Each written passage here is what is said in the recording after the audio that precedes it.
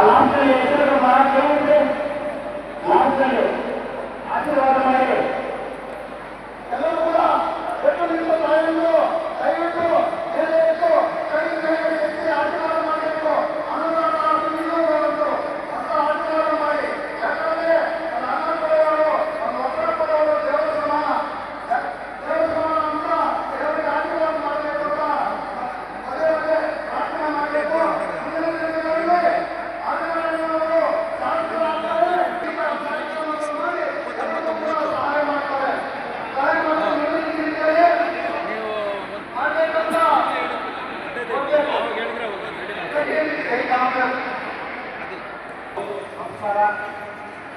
ಕಾಲೇ